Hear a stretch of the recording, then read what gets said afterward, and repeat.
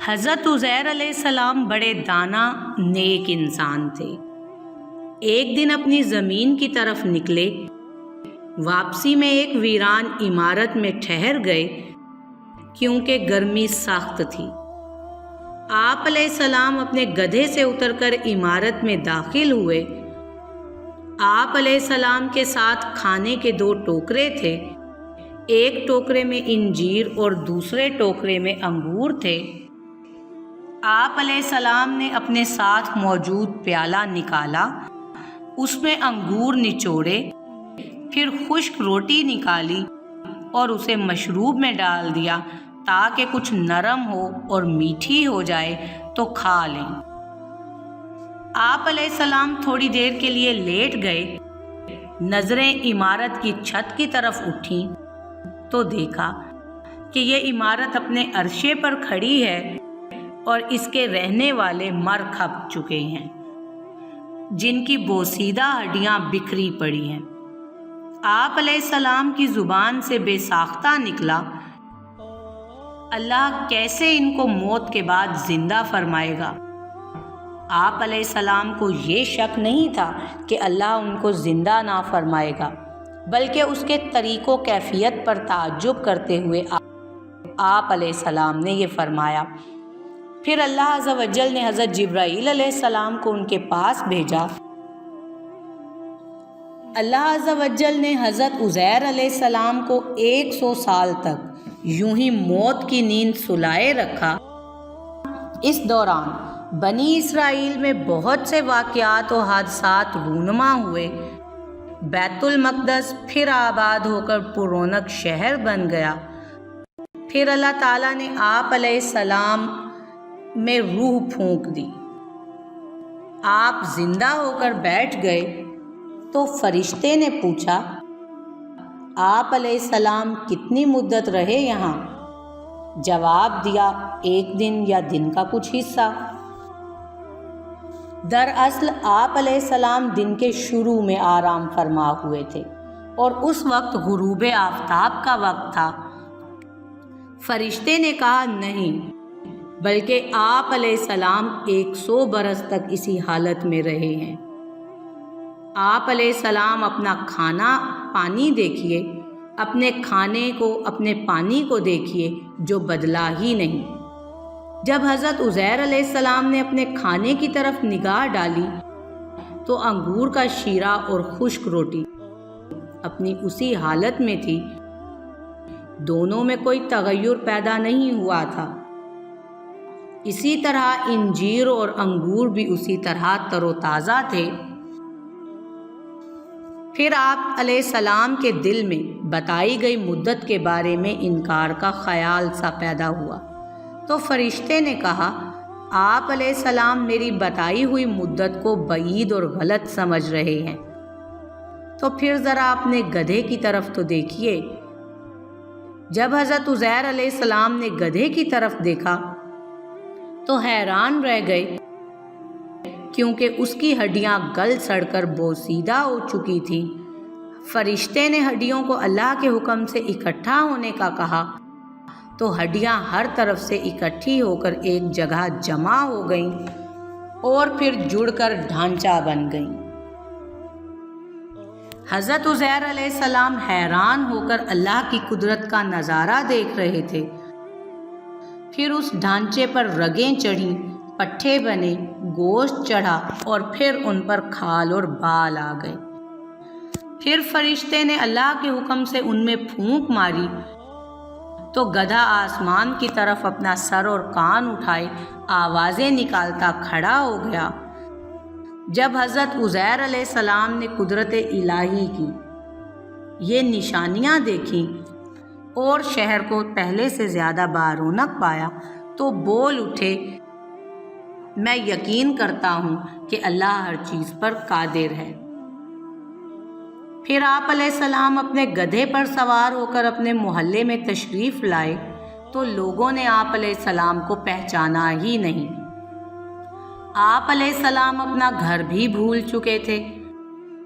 ڈھونڈتے ڈھونڈتے اپنے گھر پہنچے تو وہاں ایک نابینا اور اپاہج بڑھیا کو بیٹھے پایا۔ جس کی عمر تقریباً 120 سال تھی۔ وہاں کے رہائشیوں کی والدہ تھیں وہ۔ جس وقت آپ علیہ السلام گھر سے نکلے تھے اس وقت اس کی عمر 20 سال تھی اور وہ 20 سال کی ایک جوان لڑکی تھی۔ وہ آپ علیہ السلام سے خوب اچھی طرح واقف تھی۔ حضرت عزیر علیہ السلام نے اس بڑھیا سے پوچھا، کیا عزیر کا گھر یہی ہے؟ تو بڑھیا نے حیران ہو کر کہا، جی ہاں۔ پھر بڑھیا کی آنکھوں سے آنسو رواں ہو گئے۔ بولی، میں نے ایک عرصے سے کسی کے منہ سے عزیر علیہ السلام کا ذکر نہیں سنا۔ اب تو لوگ ان کو بھول بھی چکے ہیں۔ اس پر حضرت عزیر علیہ السلام نے فرمایا، میں ہی عزیر ہوں۔ اللہ نے مجھے 100 سال تک موت کی نیند سلا دیا تھا اور اب مجھے اٹھایا ہے۔ بڑھیا نے کہا، سبحان اللہ، بے شک عزیر علیہ السلام کو ہم سے بچھڑے 100 سال ہو چکے ہیں اور کسی سے اس کے متعلق ہم نے کچھ بھی نہیں سنا۔ آپ علیہ السلام عزیر کیسے ہو سکتے ہیں؟ عزیر علیہ السلام تو مستجاب الدعوات تھے۔ وہ جس مریض یا مصیبت زدہ کے لیے دعا کرتے وہ فوراً ٹھیک ہو جاتا تھا۔ لہٰذا آپ علیہ السلام دعا کریں کہ اللہ مجھے بصارت لوٹا دے تو میں آپ علیہ السلام کو دیکھ کر بتاؤں گی کہ آپ عزیر علیہ السلام ہیں یا نہیں۔ حضرت عزیر علیہ السلام نے دعا کی اور اپنا دست مبارک اس کی آنکھوں پر پھیرا تو اس کی بصارت بحال ہو گئی۔ چونکہ وہ اپاہج بھی تھی اس لیے آپ علیہ السلام نے اس کا ہاتھ پکڑا اور فرمایا، اللہ کے حکم سے کھڑی ہو جاؤ، تو اللہ نے اس کی ٹانگیں بھی درست فرما دی۔ بڑھیا نے آپ علیہ السلام کو دیکھا تو پکار اٹھی، میں گواہی دیتی ہوں کہ آپ ہی عزیر علیہ السلام ہیں۔ پھر بڑھیا ان کو لے کر بنی اسرائیل کے محلے میں ان کے عزیزوں کے پاس پہنچی۔ وہاں حضرت عزیر علیہ السلام کا ایک بیٹا بھی موجود تھا جس کی عمر 118 برس تھی، جبکہ ان کے پوتے بھی قبیلے کے بڑے بزرگ اور سردار تھے۔ بڑھیا نے ان سب کو آواز دی اور بولی، یہ عزیر علیہ السلام ہیں۔ اللہ نے ان کو 100 سال تک موت کی نیند سلا دیا تھا، یہ اب اللہ کے حکم سے اٹھے ہیں اور تم سے ملنے آئے۔ پہلے تو لوگوں نے یقین نہیں کیا، لیکن جب اس نے اپنی بینائی آنے اور اپنے ہاتھ پاؤں ٹھیک ہونے کے بارے میں بتایا تو سب حیران رہ گئے۔ ان کے بیٹے نے کہا، میرے والد کے دونوں شانوں کے درمیان میں ایک سیاہ نشان تھا۔ آپ علیہ السلام نے اپنے شانوں کو کھولا تو وہ نشان موجود تھا۔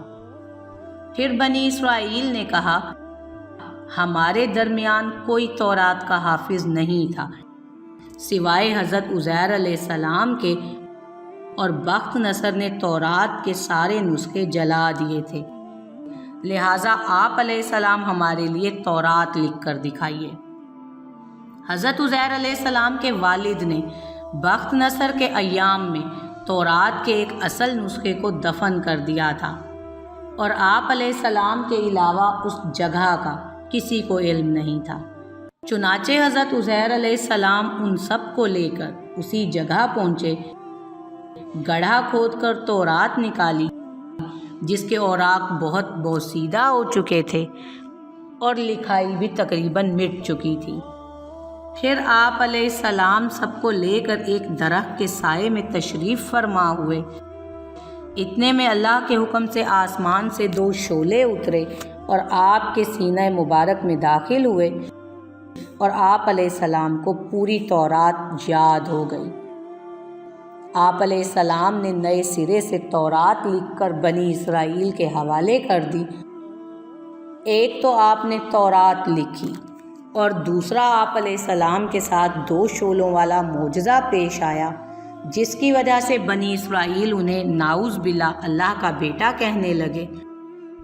حضرت ابن عباس رضی اللہ عنہ فرماتے ہیں، حضرت عزیر علیہ السلام اس آیت کی حقیقت کے مصداق بن گئے اور ہم آپ کو لوگوں کے لیے نشانی بنا دیں، یعنی بنی اسرائیل کے لیے۔ اور یہ نشانی اس طرح تھی کہ آپ علیہ السلام جب اپنے بیٹوں اور پوتوں کے ساتھ بیٹھتے تو وہ بوڑھے لگتے اور آپ علیہ السلام بالکل جوان، کیونکہ آپ علیہ السلام کی وفات 40 برس کی عمر میں ہوئی اور 100 سال بعد اٹھے تو پھر بھی آپ کی عمر 40 برس ہی تھی۔ سبحان اللہ۔